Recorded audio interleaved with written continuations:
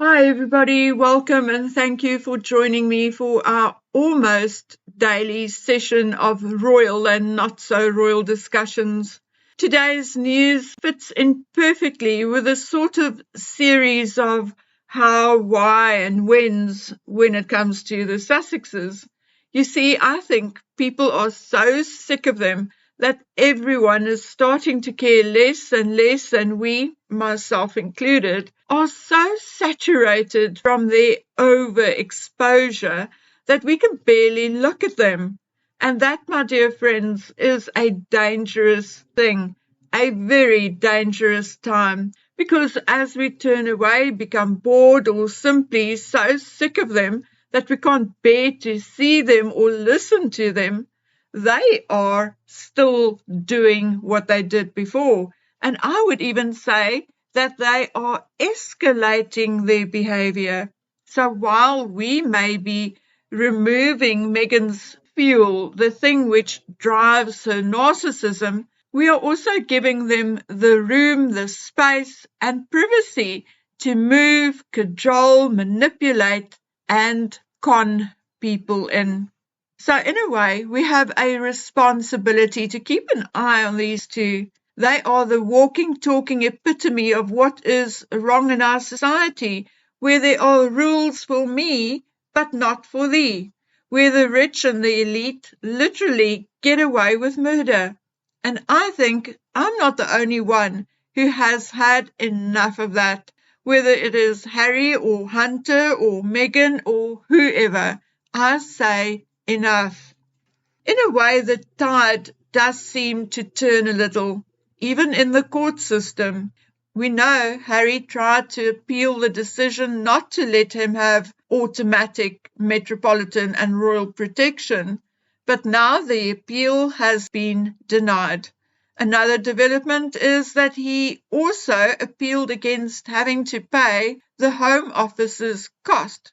He wanted to pay only 50% of the state's cost, as he alleged they wasted time, and that added to the cost.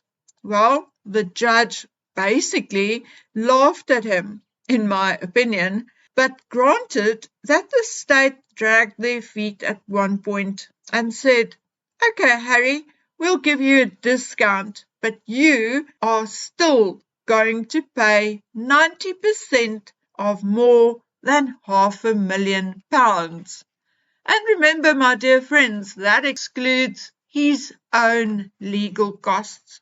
So we're probably talking about £1,000,000 thereabouts.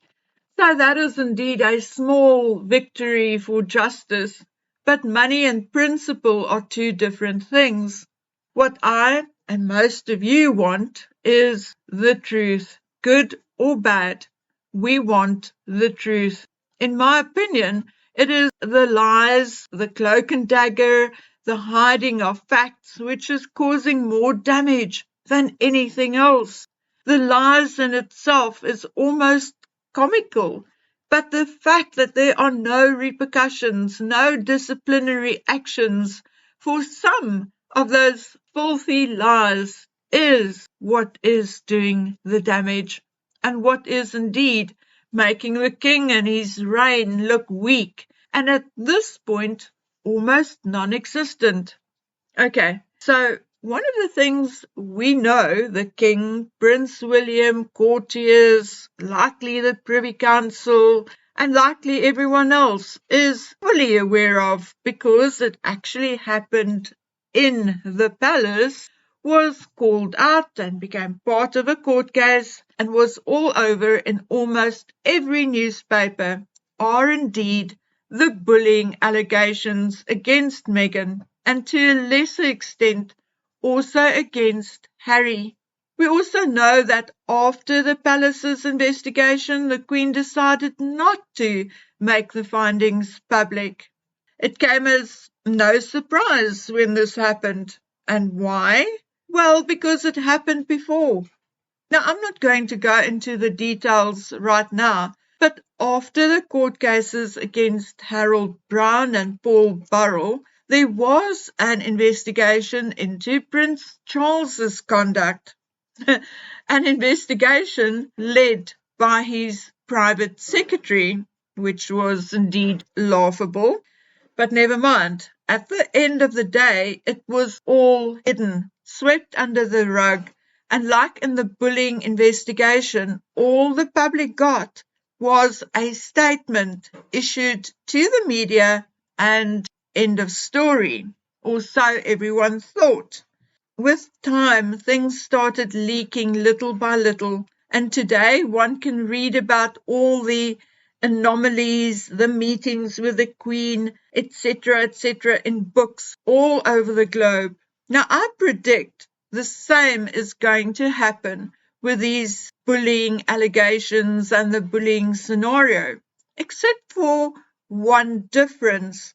Harry and Meghan are not going to have the power, the money, or the control that Charles had within the walls of the palace. And my dears, today you do not even have to doubt my prediction because it has started already.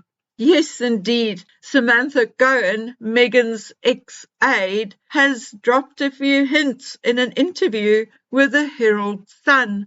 When she was asked about the bullying allegations, she said the following, and I quote, "I was only supposed to stay for 6 months, but stayed for 18 months.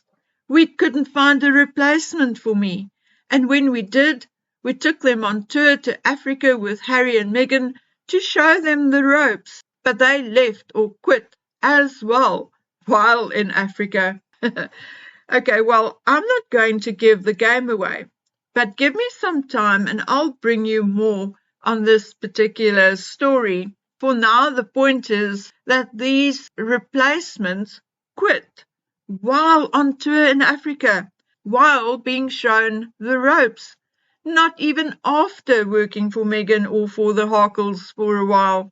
So that pretty much tells us that it was unbearable. Also, if we continue to collect these tidbits and put them together, we will, over time, get to the entire story. And for now, I'm going to do a little bit of just that. We know that an email from Jason Knopf to Simon Case, William's private secretary, leaked to the Times. The email read, "I'm very concerned that the Duchess was able to bully 2 PAs out of the household in the past year. The treatment of X, name redacted, I don't know whether it was redacted in the leaked email or whether the Times redacted it, but never mind, the treatment of X was totally unacceptable. The Duchess seems intent on always having someone in her sights. She is bullying Y and seeking to undermine her confidence. We have had report after report from people who have witnessed unacceptable behavior towards Y. Well, as the email was dated in 2018 and only 2 staff members quit in 2018 and both were female, we don't need to guess who these women Meghan bullied were. We actually know. The one is indeed Katrina Mercer, Deputy Communications Secretary, who quietly left Kensington Palace Press Office in September 2018. Katrina had a key liaison role with Meghan's family, including her father, Thomas Markle. And I think that is where the trouble started. The second staff member to quit in 2018 was Melissa Toarti. She was Meghan's PA, but left after just 6 months. She is said to have handed in her notice after Meghan left her in tears with her demands. Now, I happen to know a little more about a couple of incidents between Meghan and Melissa, but we'll leave that for another video. The point for now is that we know who X and Y are. We also know that in order for there to have been NDAs, there must have been some agreement, some settlement, likely a financial one. The other thing I have learned from this bullying debacle and allegations is that Meghan has a propensity to take a true story, switch it around, and turn it into a lie. And we see that often in Harry and Meghan's own story. Melissa Toarti is a prime example. Although everyone working in the same offices knew that Melissa quit and why, Harry goes on to slander her in his book Spare by saying that she had to be fired as she used her proximity to Meghan to solicit freebies. However, the truth is that there were talks, warnings, and arguments about Meghan accepting freebies and the dangers thereof. Melissa tried in the nicest of ways to explain royal protocol to Meghan, but Meghan got mad because she felt that she deserved those freebies. As a matter of fact, at one point, Harry and Meghan actually contradicts the entire story they gave by saying something like they couldn't understand why there was an issue because Meghan was so gracious and so generous that she often shared some of these freebies with staff. Yes, I kid you not. This is God's honest truth. But you see, because of the NDAs after the investigation, Harry knew he could slander away because the likes of Melissa Toarti could not fight back. But, and please listen up, yes, there is a huge but when it comes to NDAs in the United Kingdom, and so few people actually know this because we are all so used to watching American television that we don't think to stop and think that British law may be a little different. And as from 2019, the British government actually started to keep a close eye on the use of NDAs and started a crackdown on NDAs used to intimidate people from reporting sexual harassment, discrimination, etc. to the authorities.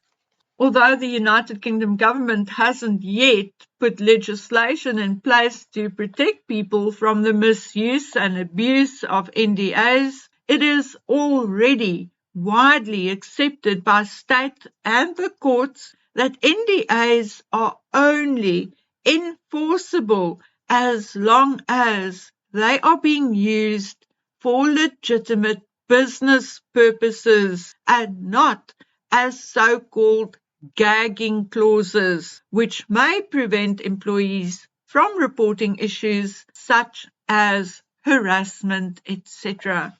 When an NDA is drawn up, it is also crucial to state how long it will be viable for, because in the United Kingdom, it is common for NDAs to last 3 to 5 years and no longer. Also in the United Kingdom, after information is public, regardless of how it happened, the NDA can no longer be enforced. Another thing to keep in mind is that the United Kingdom has 3 separate legal systems, namely Scotland, Northern Ireland, and England and Wales.